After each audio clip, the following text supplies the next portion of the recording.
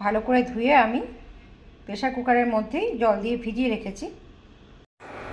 ছোলার ডালটা আমি ফুটতে দিয়েছি, সঙ্গে আমি লবণ দিয়ে দিলাম, আর এখানে আদা লঙ্কা বাটা আছে আমি কিছুটা দিয়ে দিলাম। আমি এটা কষাবো না, দিয়ে দিলাম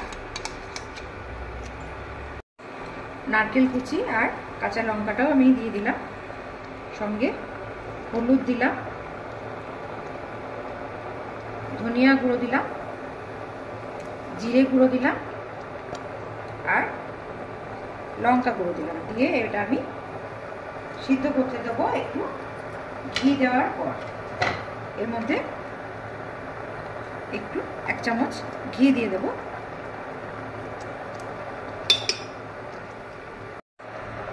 একটু আলু সিদ্ধ করা আছে, এটাও এর মধ্যে দিয়ে দিলাম। দিয়ে আমি এটা বন্ধ করে দেবো।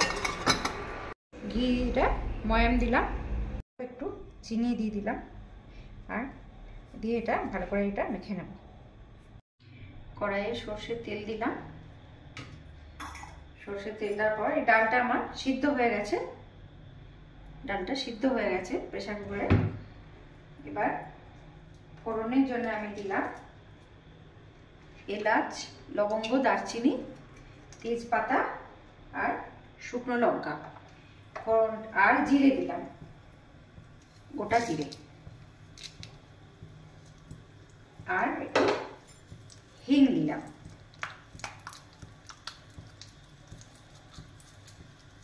হিং দিলাম একটু। ফোড়নটা ভাজা ভাজা হলে, ফোড়নটা ভাজা ভাজা হয়ে গেছে, গ্যাসটা অফ করে দিলাম। তারপর কসুরি মেথিটা দিয়ে দিলাম। এবার এটা পুরোটা এই ডালটার মধ্যে দিয়ে দিলাম।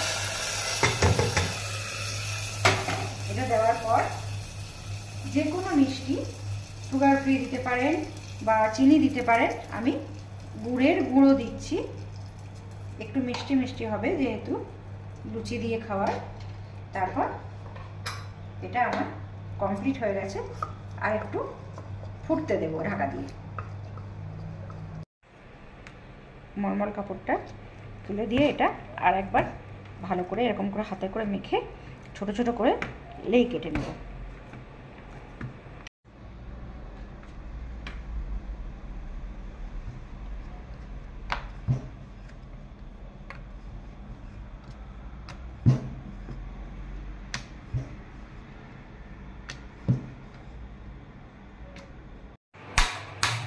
গ্যাসটা ধরিয়ে আমি ঘিটা গরম করতে দিলাম, লুচিগুলো ভেজে নেব। লুচিগুলো ঘিয়ের মধ্যে ভেজে নেব।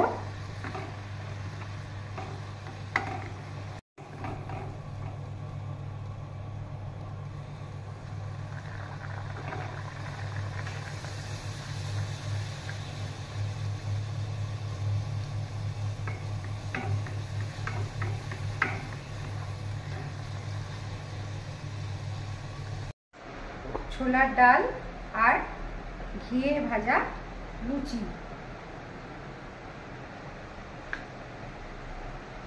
বানিয়ে দেখবেন।